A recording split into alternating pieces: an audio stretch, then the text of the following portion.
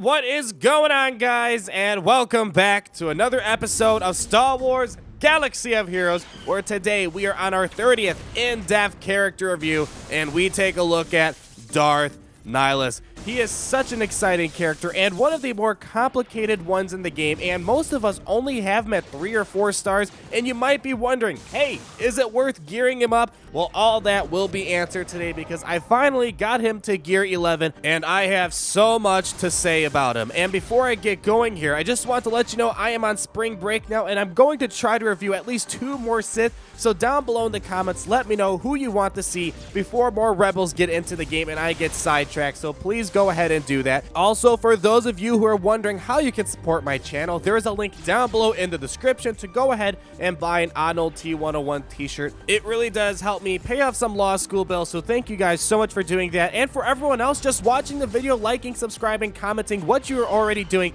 helps me out as much, so thank you all as well. And to get us started with the video, I will go ahead and pull up the Hall of Fame and tell you where we left off last time. In our last review, we looked at Darth Maul and we placed him as a Grand Master. And just a heads up, over the next week, I will be revising this Hall of Fame and also giving you another surprise. So make sure you stay tuned because we have a lot of changes coming around on this table. And today, we are going to answer a lot of questions about Darth Nihilus, learn more about him, and see how he ranks in the game. So stick around and let's see what happens here. But as we always do it on this channel, we first give a little bit of history for the character we are reviewing. Darth Nihilus, which means one who believes in nothing or also annihilate, ruled as the Dark Lord of the Sith following the Jedi Civil War, but before becoming a Sith Lord, he lost everything during the Galactic Republic's war against the Mandalorian Neo-Crusaders. During the final battle of that war, he survived the mass shadow generator superweapon, but as a result of this miraculous survival, it made Nihilus crave Force energy and also made him a wound in the Force that had an endless hunger for Force energy. The sole purpose of life to Nihilus was death, and power was the means to achieve it, and anyone who tried to threaten him would be annihilated. In Star Wars Galaxy of Heroes, we continue to see Nihilus feed on his enemies to make him more powerful while making them weaker, while at the same time eliminating his threats who try and stand in his way. With that very brief introduction of Darth Nihilus laid out, I highly recommend you go ahead and learn more about him because he's a very unique character. But we have some more stuff to talk about, and we first get on to how do we unlock this character. Well, as of now, it's very limited on how you can unlock him or star him up. Originally, he came out in the Lord of Hunger event, which was a free-to-play event that is now over, but upon successful completion of all the events, you would unlock him at 3 stars, and you would be 10 shards short of 4 stars. If you want to get Darth Nihilus to 4 stars or all the way up to 7 stars, you will need to go ahead and purchase the Lord of Hunger limited edition pack for 1,299 crystals or roughly $10 US. You have a chance to get 5 to 30 shards of Darth Nihilus as well as a bunch of other random miscellaneous items. At this time, if you want to take Darth Nihilus all the way to 7 stars, it will cost you roughly $400 to $500 if you purchase the Lord of Hunger pack. Our conversation will answer the question of whether it is worth the money to take him to 7 stars, but just as a little hint, he's actually really darn good at 3 stars, and the benefits are very minor if going to 7 stars. The video you are seeing today is a 4-star Gear 11 Darth Nihilus, and you will see he has a lot of usefulness even at a lower star count. To get started on answering this question, let's take a look at Darth Nihilus' stats before mods and abilities are considered and how they compare to the rest of the characters in the game. And we first start off with the pros, and he has a lot of great stuff going on here. First off, number 22 in health. The average is 19,228, and Darth Nihilus is 24,399, and that is when he is at 7 stars. The difference between a 7-star Darth Nihilus and a 3-star Darth Nihilus when it comes to health is going to be a roughly 7,000 health difference, so do keep that in mind, and that is something we will talk again later when considering the pack that is up for sale. The next thing that is super good to boast about is protection, where he is number 2. That is super high for a support character. The average is 19,772, and Darth Nihilus is 33,665. And the great news is protection is tied to gear and not star count, so you do not have to worry about buying the packs to up his protection. Next on the list is maximum damage, and he's got some okay damage here. Average is 5,531, and Darth Nihilus is at 6,447. If you want to be super technical, he technically has the highest maximum damage in the game because he has an ability that can instantly defeat someone no matter how much health they have. So the numbers won't tell the full story, but the next thing we have is maximum basic damage, and he actually is quite high on the list. Average is 4,338, and Darth Nihilus is rocking number 4 with 6,447 damage, so nothing to make fun of there as well. And lastly, having a base health steal of 10% is really great, especially when considering his leader ability later on. Now we move on to the averages, and he's got 2 things here. First off, he is number 55 in armor, the average being 225. Darth Nihilus is at 218, which means he will reduce damage about on average like everyone else. Number 21 in AoE is our next thing, nothing too high here. The average is 2,915, and Darth Nihilus is at 2,785. So not the biggest dealing attack, but it does an awful lot, as we will soon find out. Just like Annihilate, guys, we can't avoid this. We gotta talk about the stuff that Chewbacca wants to cry about, and that is the cons. Unfortunately, he has something in here that's just starting to clinch the lower end of the spectrum, and that is speed, where he is number 64. Average is 127, and Darth Nihilus is at 120, so not too far off the average, but just enough to enter the more negative territory. And lastly, armor penetration. He is rock bottom. He is number 106 in armor penetration, with the average being 52, and Darth Nihilus is at 10, so that means his damage can get mitigated quite a lot by those super heavy tanky characters like Kenobi, Sun Fac, and Fives. So now we move on to the kit and his abilities, and I have a lot to talk about, so sit back, relax, and enjoy the next few minutes here. And we first get on to Ceaseless Craving, which is his basic attack he will use. This deals special damage to a target enemy and dispels all buffs on them. If any buffs were dispelled, reduce the cooldown of Drain Force by 1. There's a lot of confusion revolving around this on how it works, but his cooldown for Drain Force gets reduced by each effect dispelled and not per enemy, and I'm showing you a clip of what I mean. So for example, if there are 2 buffs dispelled, his Drain Force cooldown gets decreased by 2. Only Sith in the game who can dispel buffs in the game, and having it on his basic is great. However, do keep in mind that he cannot remove Bounty Hunter's Resolve that Boba Fett has, and Foresight can evade the attack and does not count as a buff being dispelled to lower his cooldown. So to talk about the next ability that this basic is trying to reduce, it is called Drain Force. It deals special damage to all enemies on the field with a 50% chance or a 100% chance against debuffed enemies to increase their cooldowns by 1. So for each cooldown increased, he reduces the cooldown of Annihilate by 1 turn, and Drain Force has a 3-turn cooldown. This is actually a very important ability if you want to use Annihilate as fast as possible.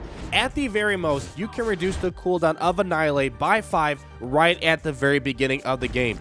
Unlike Ceaseless Craving, this reduces the cooldown of Annihilate by 1 per enemy and not per cooldown increase. This also acts like ability block in a way by increasing the cooldowns of the enemy, which is critical against many characters. Best strategy, in my opinion, is to try and get someone like Darth Sidious, Darth Vader, Boba Fett, TIE Fighter Pilot to go early in the game so you have as many debuffs as possible on the field, follow up with Drain Force, and you just knocked off 5 turns of cooldown on Annihilate. This also works when an enemy has Tenacity up, do keep that in mind, but also keep in mind that this does not work against characters with Foresight. So now we talk about the big daddy of all attacks in the game, and that is Annihilate. He instantly defeats the target enemy. This is almost like a Rancor boss type of thing, where Nihilus gains max health equal to the target's max health that he just defeated, and the defeated target cannot be revived. This ability can't be evaded as well and starts on an 8-turn cooldown. So arguably one of the most powerful abilities in the game, but it is balanced by the very high cooldown. This is fantastic against characters like Boba Fett so they can't revive themselves, as well as tanks who keep taunting or just eliminating other powerful characters immediately, like Chirrut or Darth Vader or Emperor Palpatine. Foresight will not protect an enemy, and Annihilate will just go straight through that Foresight. So use the strategy I mentioned earlier to use this as fast as possible. Another thing to note is that this will not instant kill any sort of raid bosses like the Rancor or General Grievous from the AAT raid, but this will do 99,999 damage. The next thing we have is his leader ability, known as Lord of Hunger. Sith allies gain 60% offense and 150% health steal. Sith allies lose all protection, and they gain that much max health. Sith allies are also immune to healing effects that aren't health steal, and they can't score critical hits. And if you're wondering, if you take out the Zeta upgrade, he instead has 100% health steal instead of 150% health steal, so not a big difference. In my opinion, as of now, the Zeta upgrade for this is probably not the #1 choice for your first Zeta investment. Only works for Sith, and 100% health regeneration is already very good. Great against Rex leads, I absolutely love it, and teams with Kenobi or Barriss, and I often take out my Maul lead, toss in Nihilus to prevent them from gaining their bonuses which require critical hits. Against all other teams, I would probably recommend Darth Maul Zeta, Darth Vader Zeta, Emperor Palpatine. They're probably a lot better leads for Sith and just in general against all the other teams you are going to face.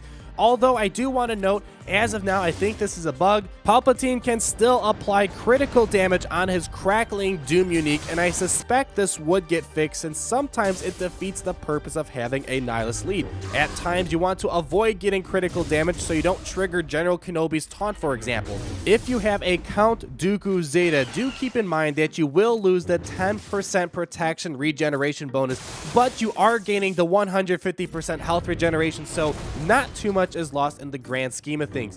Barriss Offee will actually work as well with her health equalization ability, since it is not considered a healing effect, rather a reshuffling of everyone's health. Finally, Wound in the Force. So much to talk about his abilities, so we're actually going a little longer than usual right now.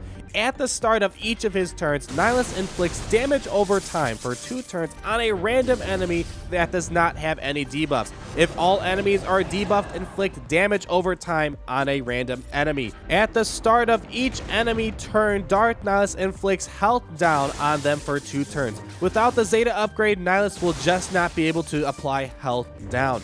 In those situations where you could not apply debuffs to everyone, Darth Nihilus fills in the gaps and applies damage over time on someone in order to maximize his chances of reducing his cooldowns for Annihilate. The Zeta upgrade to apply health down, although very helpful, is again arguably not the most important investment, seeing the limited access we have to Zeta mats, but again, it's not a horrible one if you go ahead and do this. Finally, we make it to the last objective thing, and that is the gear requirements, and he is very easy to gear, which is one of the reasons why I got him to gear 11 within the past week. In terms of raid gear, he will need 3 pieces of raid gear to get to gear 11, with a Mark V droid collar being needed at gear 8, a Mark V droid collar being needed at gear 9, alongside a Mark 7 Nubian scanner being needed at gear 9 as well. When looking at gold gear, he needs 220 pieces, so just around the average, with a Mark 8 biotech implant being needed at gear 10, and a Mark 5 med pack being needed at gear 10. So you will need both gold pieces in order to get from gear 10 to gear 11. Purple gear is a very happy story. He is way below the average. The average is 1,119 pieces, and Darth Nihilus is 950, which puts him at number 82 for purple gear requirements, and the most popular purple piece that he will need are the Mark III Carbonite sensor arrays, where he will need 150 pieces of those. Normally, I quickly skim over blue, green, and white gear, but we have to stop and talk about something. Although he is average for green and white gear, he is super high for blue gear.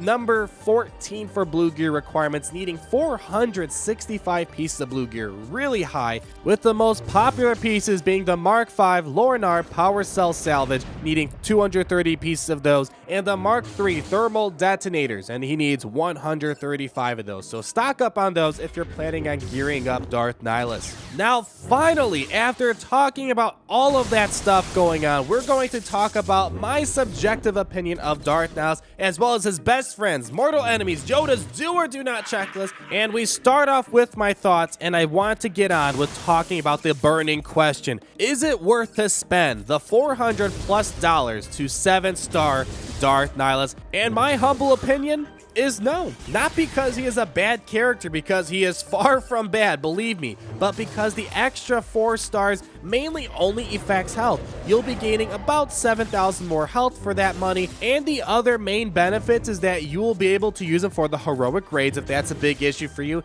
and it is just visually more appealing to have him at 7 stars. But the important things like protection and speed and his abilities are really unaffected by the star count. The protection and speed are strictly tied to gear level, so you'll still be able to get that 33,000 some protection just from gearing him up. Abilities are also not really going to change, because a 7-star Darth Nihilus is not going to be annihilating any better than a 3-star Darth Nihilus, and a 7-star Darth Nihilus is not going to remove more cooldowns than a 3-star Darth Nihilus, so they're roughly the same. And trust me, you're going to get a lot of fun out of Darth Nihilus. Assuming you gear him up, he is super useful in Arena, and he's really changed the game for me personally. No matter what star count you have Darth Nihilus, I highly recommend you gear him and use him. And if you are going to use him, let's quickly talk about his mortal enemies. And the main mortal enemies that are a big threat to him are characters that can apply ability block like Boba Fett and Count Dooku. There's some big threats. If he can't use Drain Force early in the game, he loses a lot of big opportunities.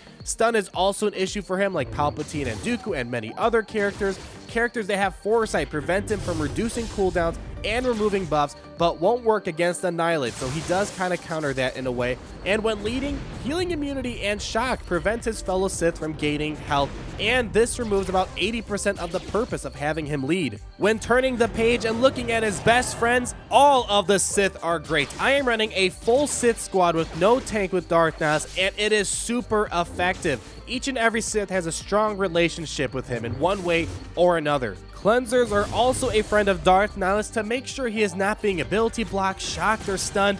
Debuff characters are perfect to help Darth Nihilus get more opportunities to increase the cooldowns of his enemies, as well as reduce the cooldowns to his Annihilate ability. And even if you don't have Sith characters, he works great outside of Sith characters. For example, a Rex lead is actually very great. Besides the fact he can cleanse, he can give a lot of turn meter to Darth Nihilus and try to give him more opportunities to get into battle, reduce cooldowns, increase cooldowns, and annihilate. There are just a lot of ways to work, but these are some of the immediate thoughts I have in terms of his best friends. Now we talk about mods real quick, and there are 2 atmospheres to go ahead and mod him. If he is not leading, you have a lot of options. Speed mods, critical damage mods, critical chance mods, health mods as well. Since he has such a high health pool, there are just a lot of ways to make this work. In terms of primary and secondary mods, you really want to get some high speed mods. The video I'm showing right now has a bunch of random mods because I am lacking mods that have good speed in the secondaries, and currently I'm trying to farm more of them.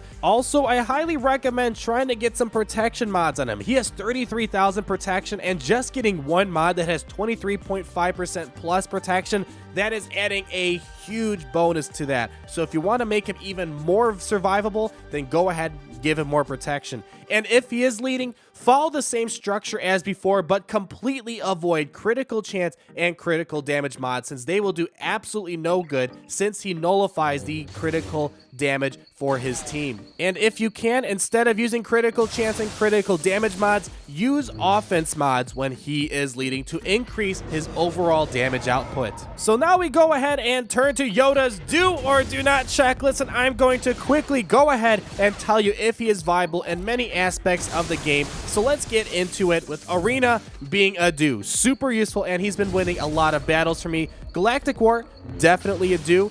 Dark side battles, do of course. It really does help annihilating those huge bosses. Cantina battles, Yes, yes, yes, go ahead and say do. Mod challenges do not. There aren't any Sith specific ones, although he will work just as well in the generic catch-all health mod challenges. Ships do not. He does not have a ship yet. Rancor raid, I will go ahead and say do. The 99,999 damage output is really big, and the buff removal also does help. And for the same reason, I will go ahead and say do for the AAT raid, but do keep in mind he cannot reduce the cooldowns of General Grievous or other raid bosses like the Rancor. And now it is time to go ahead and pull up the Hall of Fame and see where we are going to rank Darth Nihilus. One of my longer in-depth reviews because there's just so much to go in-depth about. And after talking about everything in this video, from Grandmaster to Youngling, even at 3 stars, I am going to say Darth Nihilus is a Grand Master. Even at 3 stars, he is in my top 3 favorite characters in the game, and he is a character that provides so much utility and is a demonstration of how gear and abilities could overcome the importance of star count. Highly recommended if you have him at 3 stars to gear him up because he will be useful in many situations. I hope you guys enjoyed this in-depth review. We covered so much about this character, and I sincerely do hope this does help you go ahead and make decisions about Darth Nihilus. Please let me know down below what Sith you want to see next before we get even more rebels into this game. And as always, guys, if you did enjoy this video, please go ahead, leave me a like, comment down below, and subscribe for more Star Wars Galaxy of Heroes content. And we will talk again very soon. Peace out.